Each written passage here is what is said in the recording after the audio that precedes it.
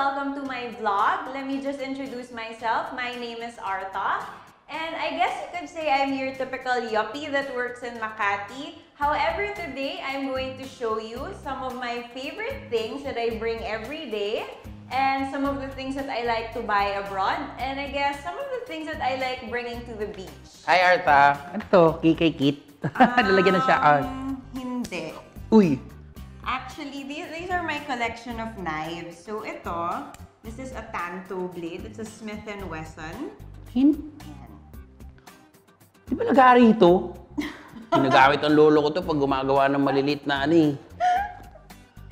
Ito naman, this is a plastic training karambit for the real thing. Ito. Karambit? Yan. Akala ko, made in Australia to, no? Ito yung pag binato mo ganun, bumabalik. Ano ito? Para sa niyan? The reason why they make a plastic ones to train is because iba yung movements niya compared sa street. Gumaganon? Paano movements niyan? Hindi dapat, di ba, gumaganon ka? Gary B. Bakit naman si Gary B nag-invento niyan? Para sige, pakita mo sa akin. Ito naman, some of my favorites. The push dagger. Pambukas ng lata to eh. Gatas. Meron kami nito sa bahay pag nagdinda ng halo-halo yung lola ko eh. Ang bilis lang nito, zik. Pwede na pang tanggal ang dumi sa paa. Sa lalaki. Ano ito? Weapon yan? Weapon yan. Arta naman. Eh, ito ano to? Dagger din siya, push dagger. Parang maliit lang na version nito. So, pwede siyang... Pampatay ka. Pampatay. Patay ba to? Anak na. Naman, ano ba to? Kala ko tako kanina eh. Last na. It's called the Civilian. The Spyderco Civilian kasi when you open it, you see the edges are... Very ano, yun nga. Ito. Para kapag hindi ka magaling humawak ng knife, if hindi ka skilled, when you hit somebody... Hindi ka na nga magaling humawak ng kutsilyo, tapos ganito pa kabaluktot. Paano panghihiwa ng kamatis to? Basta yun. Pangit, nakakapatay ba ng tao talaga yan? Sobrang galing na mga weapon na yan. Pero bilang isang professional na dating assassin na katulad ko, maingay, ngayon, may ituturo ko sa'yo. Sana huwag may pagkasabay kahit kanino. Sure. Meron akong isang weapon na bukod sa madaling dalhin, marami siyang gamit. Maniwala ka sa akin. Arta, pinakikilala ko sa'yo ang weapon na tinatawag kong armas ng kamatayan. Well, that's impressive and all. Pero saan nag-originate yung weapon mo? Well, itong weapon na to ay nag-originate kay Ben. Isa siyang walang pinag-aralan. Wala siyang pinag-aralan. Wala siyang pamilya, wala siyang trabaho. Isa lang siyang ulirang tambay sa kanto. Naglalaro siya ron sa tindahan, pakuya-kuya ko ng paa. Ginaganon-ganon niya yung bote. Inasar siya. Nabasag. So, nakita niya ngayon. Lumapit siya sa taong tumatawa sa kanya, hinawakan niyang buhok. So, bago mo gamitin, ipiflip mo yung kamay mong ganon. Hawakan mo ng ganon. Pag hawak mo ganon, hawakan mo yung kalaban mo ng pag-ganon ha, huwag pag-ganon ha. Hawakan mo yung buhok, tapos sabihin mo sa kanya, say your prayers! Pak! Kaya mo ganon. Yung mata, kaliwang mata, kasi yung kaliwang mata malapit sa utak yan. Pag dikit, ganonin mo. Pag nakuha mo yung eyeball, tumakbo ka na. Tumakbo ka na. Ha? Babagsak yun. Ang pangalawang gamit nito, pag walang-wala ka na, bawa 5 kalaban mo, ang step nun, lalapit sila sa'yo. 1, 2, 3, 4, 5, 6. Tano! Ang tawag dito ay little bullhorn. Tawag dito. Bakit ganun? Tulong! Galing, di ba?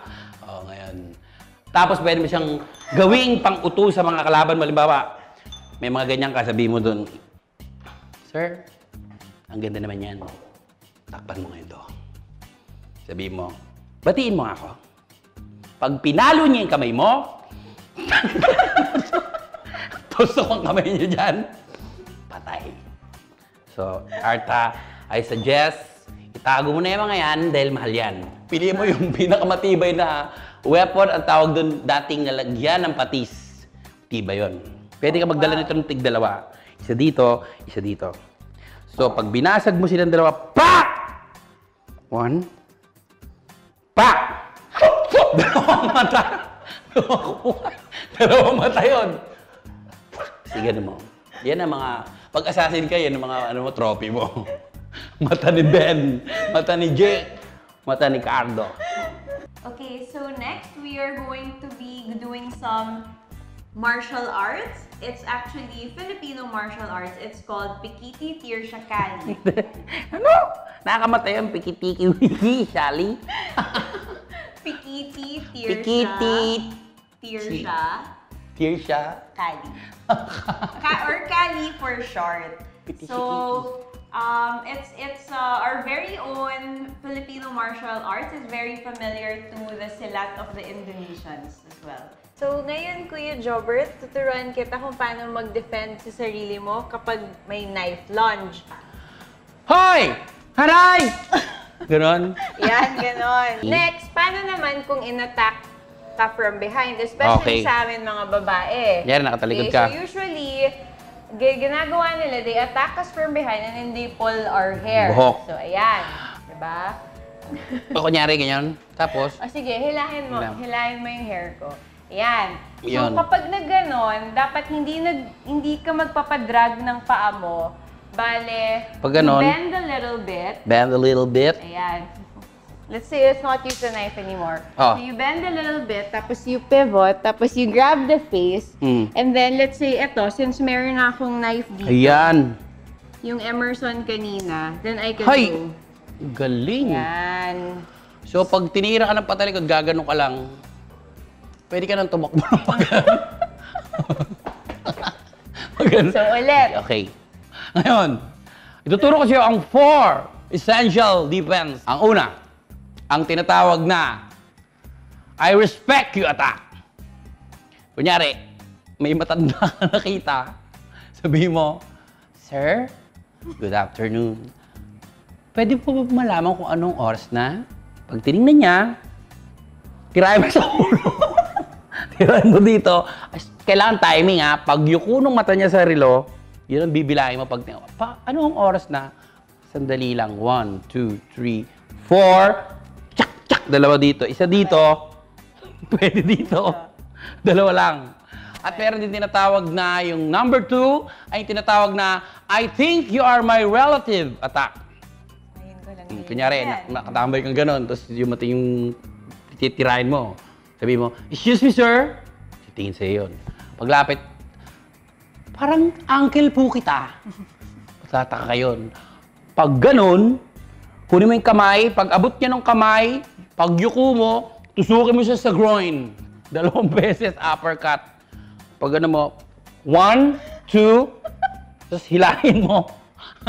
Parang bumukas yung anal canal. Lalabas, hindi na makakatakbay. Pag tira mo gano'n, gano'n lang yun. Lalabas yung mga big and small intestine niya. Doon sa, alam mo na. Ang tinatawag pang isa ay yung ATM attack. Okay. Bawa, nakita mo yung tao, nagwi-withdraw. Pag nakita mo pinipindot na niya yung ano niya, yung PIN code, lapitan mo gano'n, idiin mo siya sa machine. Kailangan nakasandal ka, tao, nakaganon. So, pag pindot niya ng PIN code, ang step, 1, the end, 2 beses. Kailangan tamaan yung liver, tsaka yung lapay. Kailangan ano masyadong critical doon, alam mo kung yung target. Yung pinakahuli naman yung peace be with you attack.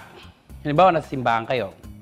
Dadating na yung point na, okay, say peace. Peace be with you. Pag ganun mo, susukin mo sa mata, tapos hawakan mo yung hair, tirayan mo ng 2 beses, o pak! Pak! Tapos kunin mo to, yung pangatlo, pak! Dito sa ilong ha, kailangan sa ilong. Yun lang. I'd like to thank Jay Francisco, who was my Cali instructor from Cali, Manila, BGC, and Makati branches. Gusto ko rin magpasalamat sa mga instructor ko sa Hinulugan Taktak School of Thoughts. Kay Master Wong. Thank you everybody for watching, and thank you Kuya Jobert for being with us. Once again, my name is Arta Batenga. Don't forget to like, subscribe. You are watching Collab videos, and follow me on Instagram. That's ARTAJEANNE. Okay. Napapansin ko lang, kanina pa tayo nagpapakitang gilas dito, pero lahat ng ginagamit mong mga gamit, fake, plastic. Di matalim, walang dating. Okay. Parang niloloko natin yung mga kasama natin dito eh. Pareho naman tayong professional. So, wag na natin gamitin to, Arta. Gamitin natin yung totoo. Sige na, gamitin na natin yan. Sigurado ka dito. Oo nga, kaya ko na masanggain yan eh.